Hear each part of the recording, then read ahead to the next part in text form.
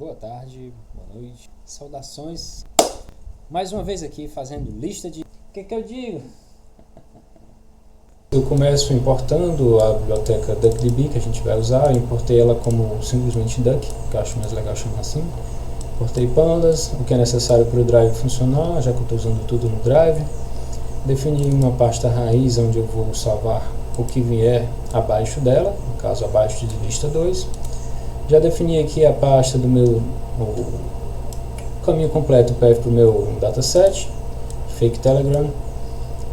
E vamos começar. A leitura é a mesma da atividade passada, né? A gente lê com pdread csv. Criei o meu data frame chamado df. Deixa eu só rodar aqui, né? Ele não vai pedir para conectar porque eu acabei de conectar com o Drive. Ok. Então vamos ler. Eu já puxei um df shape só para a gente ver que a leitura deu certinho. Beleza. Olha só, 19 colunas, esse tanto de... é o mesmo dataset da aula passada. Remoção dos travas-apps. Primeiro eu contei quantos tem, só para a gente verificar que realmente foram removidos. Eu somei do atributo travas-app, que é um atributo que tem true e falses.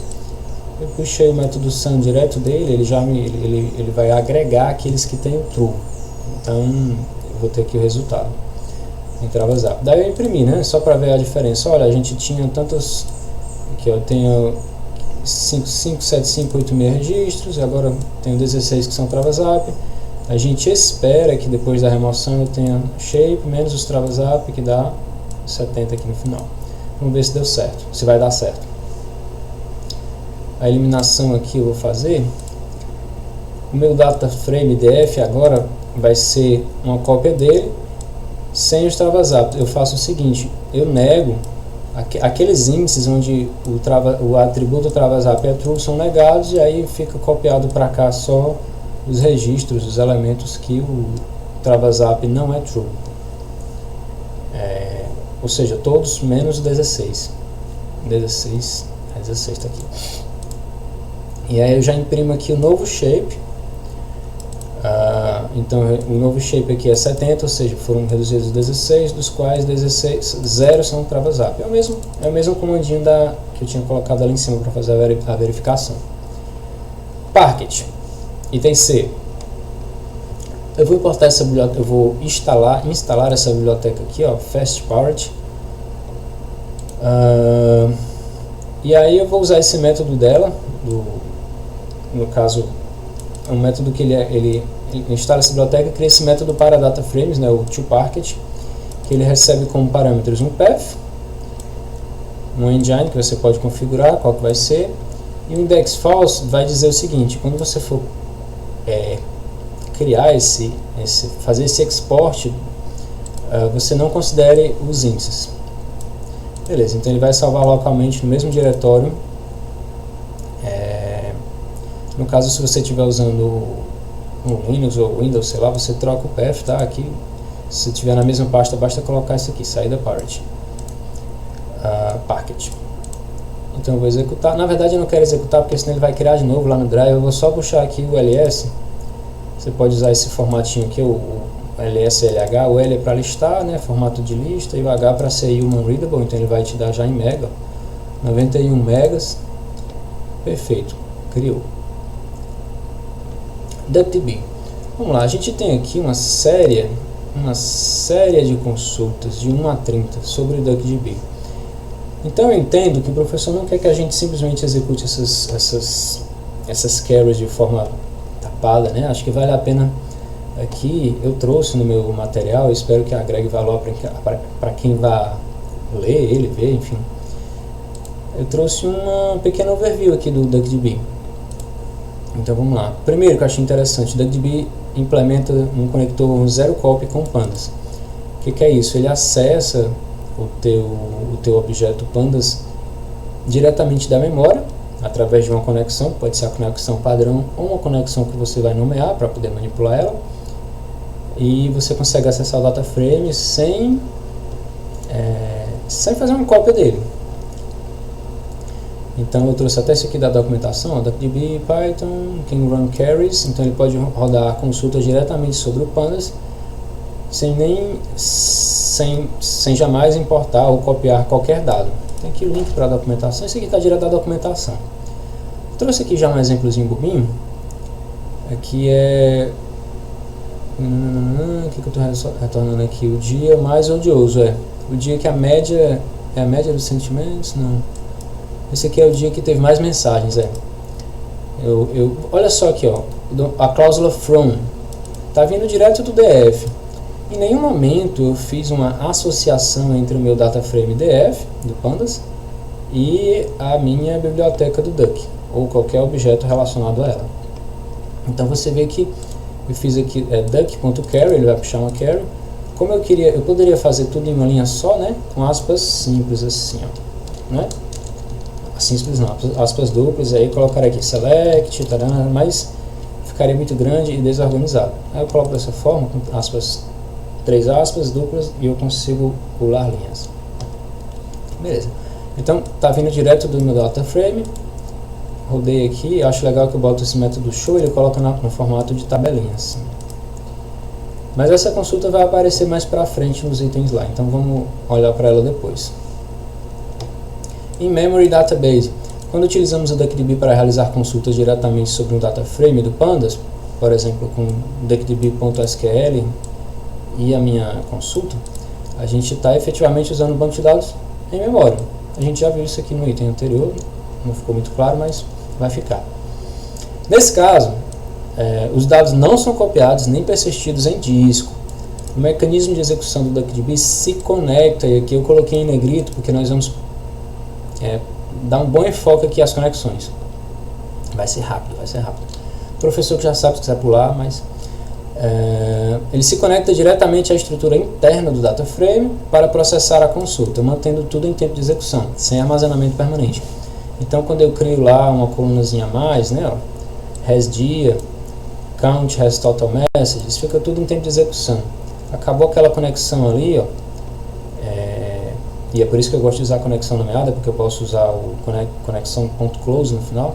Acabou aquilo ali, tudo vai ser limpinho da memória, né? Mas é uma boa prática.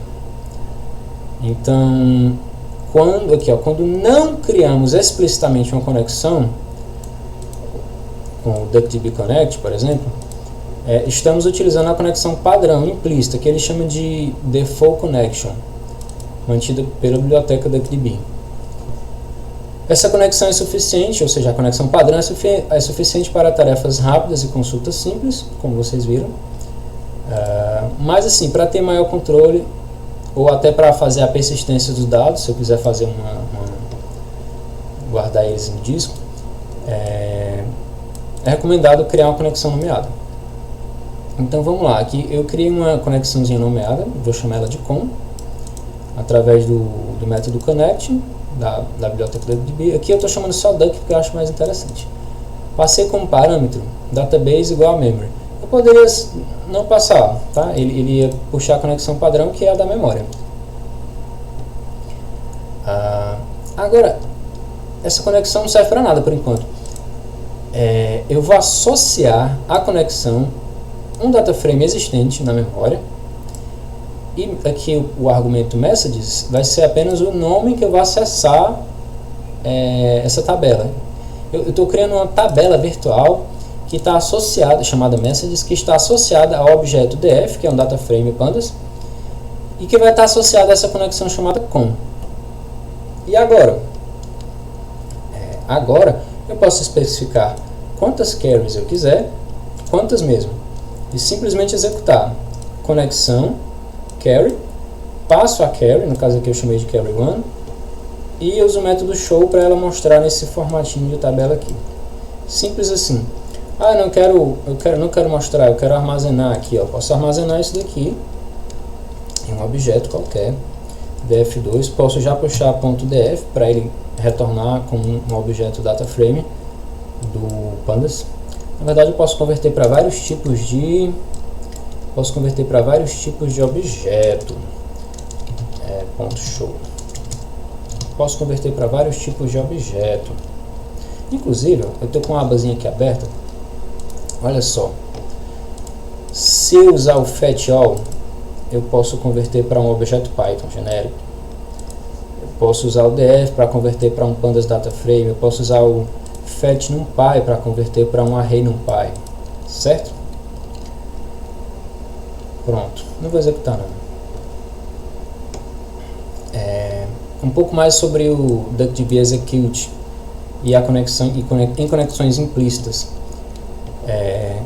Usa a conexão padrão do DuckDB, mantém isso se eu chamar só assim dessa forma, né? Eu poderia chamar com o nome da conexão e execute, ele está executando na conexão nomeada, ou seja, que não é implícita, não é a padrão. Então, o método execute, ele pode usar a conexão padrão, mas também pode usar outra. Ele é útil para comandos rápidos, mas não é ideal para objetos maiores ou persistentes. Aqui é um exemplinho, ó. Importei DB, vou executar aqui, não está associado a nenhum data frame, não está associado a nenhum objeto Python, nem nada. Ele cria uma tabela chamada TBL, apenas com isso aqui. Esse resultado aqui dela, ele puxa um fetch all para salvar como um objeto que a gente acabou de ver aqui, objeto Python genérico, salva em result e já dá um print aqui. Aí ele imprime meio mal formatado assim, dessa forma. Vamos correr com o tempo. Aqui é outra forma, com igual a DuckDB Connect. Eu já mostrei aqui um exemplinho, acabei falando para vocês, né? Aqui outro exemplo, eu nomeei a conexão chamada com. Aqui eu estou criando uma conexão padrão, vai ser na memória, tá? Já que eu não passei nenhum dataset, ou nenhum arquivo de banco de dados. Executo uma carryzinha e já transformando o resultado de retorno dessa carry em um data frame, salvo ele nesse DF, que não é o nosso DF que a gente está mexendo, e imprimo. Vocês vão ver que tem o SQL e tem o execute, tem uma diferençazinha, mas a gente já está gastando muito tempo aqui. O último ponto, persistindo dados. A gente já sabe que para persistir dados é mais indicado não utilizar a conexão padrão. Olha só, você lê um data frame, daqui a pouco você lê o outro, tudo utilizando a conexão padrão. Você criou uma tabela auxiliar, está tudo ali na conexão padrão. Daqui a pouco esses dados estão conflitando, acessando, enfim. Quando você usa uma conexão nomeada, você pode fechar a conexão, pode associar ela a algum objeto como um data frame, desassociar, você pode manipular bem melhor. Então, nesse exemplo aqui, eu faço um último exemplo aqui de conexão nomeada, mas eu vou deixar isso para o meu. Mostra aqui os exemplos, ó, do fetch all, fetch df, df. Aqui eu faço eu gero esse resultado 3 aqui, que vai pegar o retorno dessa carry convertida para um data frame. E aí eu puxo resultado 3.shape só para provar que realmente é um data frame, que a gente vai ver lá as dimensões dele. Mas eu acho que já estou com o tempo estourado, vamos para as consultas que o professor pediu. Por opção minha, eu vou utilizar uma conexão nomeada, a conexão com, que ela vai estar associada ao nosso data frame, o DF, acessando ele diretamente na memória, tá? Então, nesse snippetzinho aqui de código, eu vou criar a conexão, como a gente já viu, conexão com memória, mas é uma conexão nomeada. Eu vou associar ela ao data frame existente e ela será acessada com esse nome aqui, no caso o Telegram, que eu copiei aqui de um outro trecho de código, tá? Certo, o Telegram será o nome da instância, simplesmente Telegram. Rodo, perceba que a minha conexão está aberta. Enquanto eu não fizer isso aqui, ó, com ponto close, ela continua aberta, perfeito? Posso utilizar à vontade. Aqui, todas as consultas, as 30 consultas especificadas na lista, eu vou colocar dessa forma. Especifica a carry aqui, e executo ela dessa forma. Todas. Então, e todas elas vocês vão ter a cláusula from vinda de Telegram, que é a tabela que a gente criou e associou. É só um nome, né? É só um nome para associar a tabela que está associada ao nosso data frame na conexão com. Perfeito. Então, daqui em diante, eu vou focar só na explicação da consulta em si. A gente vai ignorar esse detalhezinho aqui, porque essa linha vai ser a mesma para todas, só vai mudar, ó, consulta 1, carry 1, carry 1, consulta 2, carry 2, carry 2 e assim vai, perfeito? Outra coisa, eu separei em pequenos blocos, okay? Algumas que o resultado é pequeno, eu coloco 3 consultas na mesma caixinha de código para executar, certo? Perfeito. A quantidade de mensagens, eu vou apresentar simplesmente a quantidade de mensagens. A gente não quer mensagens nulas, né?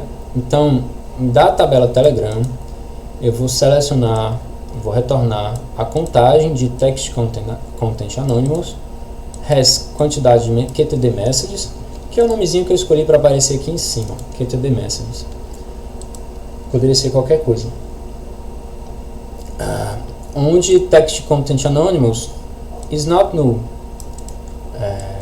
Eu não quero retornar, enfim, eu não quero contar mensagens onde o valor daquele atributo está nulo. Só isso, tranquilo, não? 442001. Carry 2, quantidade de usuários, simplesmente contar os usuários. Supondo que tem algum usuário que seja nulo, né, que não deveria estar lá, apesar de ser um ID, mas está como nulo lá, eu fiz a mesma consulta, né? Eu retorno uma contagem. Dessa vez eu coloco a cláusula distinct para evitar as repetições, tá? Eu vou contar só aqueles que são os usuários únicos, já que eu quero contar quantos usuários estão presentes nessa base de dados.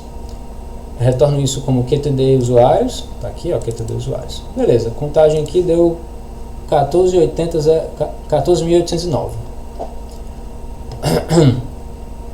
Quantidade de grupos é a mesmíssima consulta, uso distinct. Aqui eu coloco o ID groups anonymous, que é o ID do grupo, e o ID do grupo aqui na cláusula where não pode ser nulo também.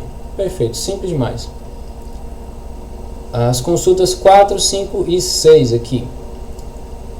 Quantidade de mensagens que possuem apenas texto. É quantidade, então vou retornar um count. Vou contar o que? Vou contar texto, né? Mensagens apenas texto vai ser o rótulo. E o que eu quero, assim, quais são as minhas cláusulas? O atributo hasMedia tem que ser falso, ou seja, não vai ter uma mídia, vai ser só supostamente texto puro, talvez algum emoticon, enfim. E eu ainda coloquei que o texto não seja nulo, faz sentido, né? Daí ele me retornou 224.966 mensagens, inclusive mensagens repetidas, já que eu não coloquei distinct aqui, né? Quantidade de mensagens, no caso das mensagens de spam, que a galera fica flodando. Aí, quantidade de mensagens contendo mídias, simples, a mesma consulta anterior, só que onde tem hasMedia eu coloco true, só isso. Aqui 219.000. Ok, no caso, certo. Agora vamos para a próxima. Quantidade de mensagens por tipo de mídia. Aqui eu vou agregar através daquela coluna lá, o media type, que é um atributo que se a gente puxar df.describe, o df.info também é melhor, a gente vai dar uma olhada melhor, mas a gente fez isso na lista passada, né? Então, a mesma coisa, eu vou retornar o tipo de mídia e a contagem, que vai ser agrupada por tipo de mídia, e eu ainda coloco que o media type não seja nulo, né? Para a gente não estar contando o tipo nulo. E o retorno é isso daqui, né? O mais presente é o URL, com mais de 100.000 ocorrências, seguido por MP e por aí vai. Enfim. Item 12. As 30 URLs que mais se repetem, as mais compartilhadas. Vamos lá, então eu vou pegar aqui a mídia URL, que no caso é a URL em si. Então, portanto, eu vou precisar agrupar por esse mesmo atributo, tá aqui, ó, group by media URL. Apresento então a URL, apresento a contagem dela com esse nomezinho aqui, ó, QTD. Fica melhor assim. E vou ordenar, obviamente, pela quantidade, e vou ordenar de forma descendente, já que a gente quer as 30 mais, né? Então eu pego de cima para baixo. Espero que bata com o resultado do pessoal, mas ó, esse Telegram aqui, Alex Economia, foi mais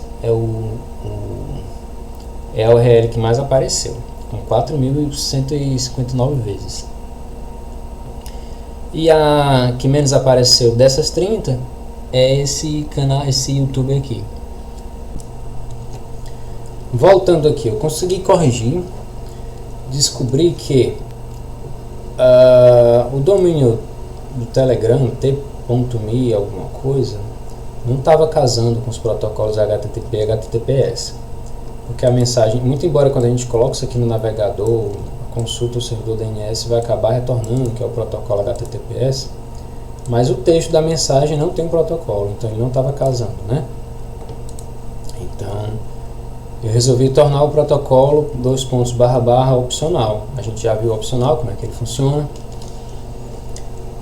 Eu coloco ele nesse argumento aqui, que não vai, ele torna opcional a presença do nosso protocolo HTTP ou HTTPS, e o resto é da mesma forma, ele vai retornar qualquer coisa que case até uma barra. Então agora finalmente eu peguei um resultado que faz sentido. Eu peguei YouTube, faz sentido demais esse resultado ser um dos mais compartilhados. Na sequência, o HTTPS t.me e t.me. Ah, mas você não conseguiu agregar esses resultados.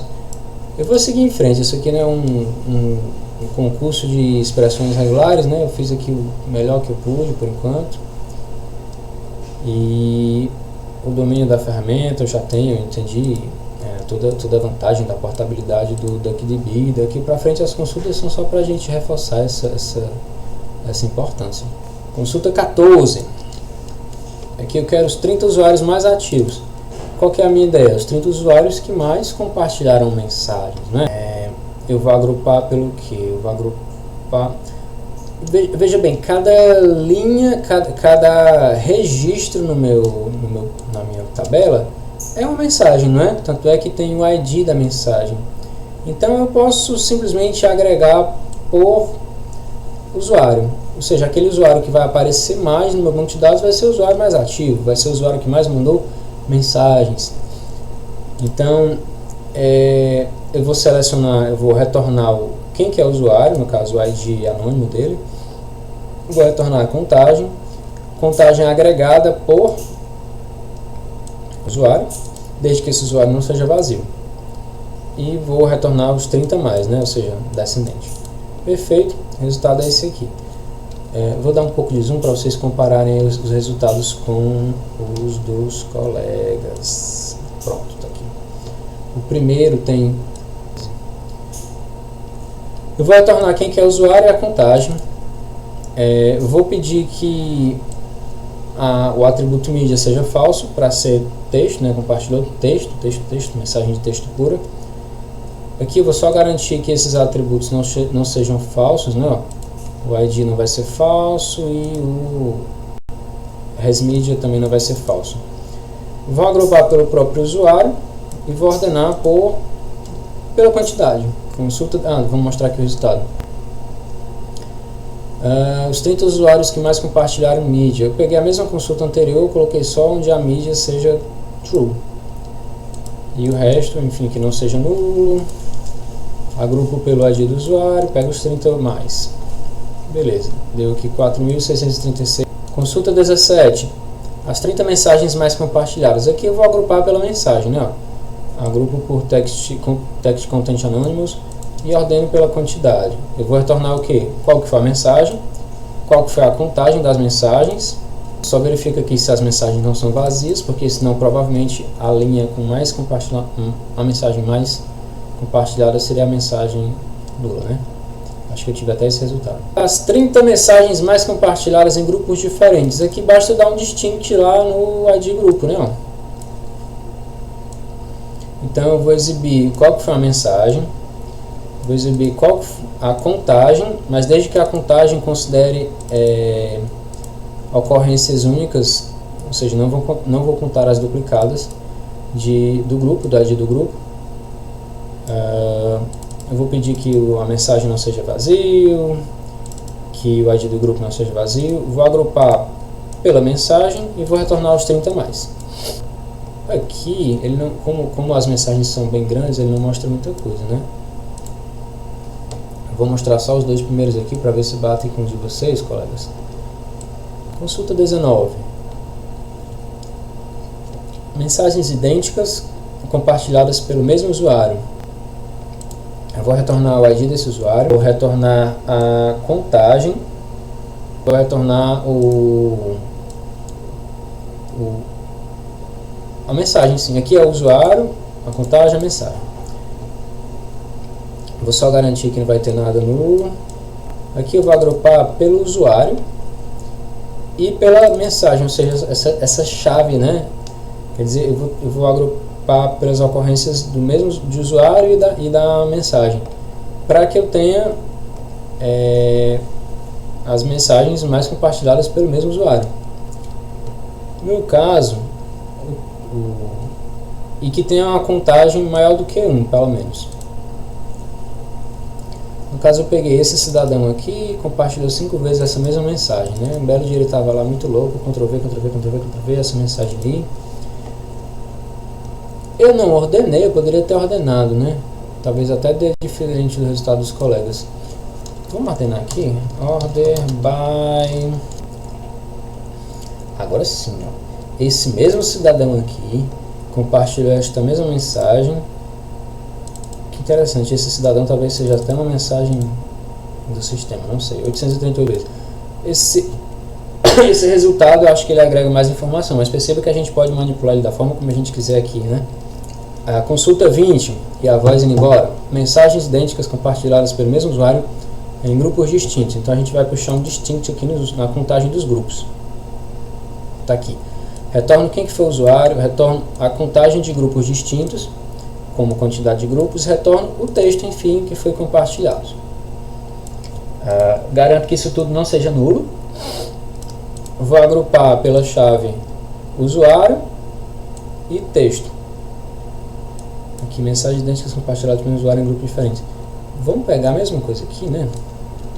Olha só para dar um retorno, um resultadozinho mais interessante. Vamos ver aqui. Ele está pedindo aqui mensagens idênticas compartilhadas pelo mesmo usuário em grupos distintos. Essa mensagem aqui, alerta, não sei o que, foi compartilhada em 16 grupos diferentes por esse mesmo cidadão aqui. Certo? E por aí vai. Eu posso mudar essa consulta, né? Consulta 21. Os 30 unigramas eu não cheguei a fazer. Suei tentando fazer isso aqui. Não vejo como fazer isso com DuckDB. Vamos aqui à questão 22. As 30 mensagens positivas distintas. Então a gente precisa retornar a mensagem, claro, que é o texto Content Anonymous, mas de forma as ocorrências únicas, né, de forma distinta, para poder pegar as 30 mais, porque senão a que fosse mais, se ela tivesse 30 mensagens, ela apareceria 30 vezes, né? A que tivesse o sentimento maior, o score sentiment. Então, aqui é só para garantir que nada seja nulo. Vou ordenar pelo score sentiment e vou pegar as 30 mais. Já garanti que ela só vai aparecer uma vez. Aquela que tiver, cada score, enfim, cada mensagem só vai aparecer uma vez.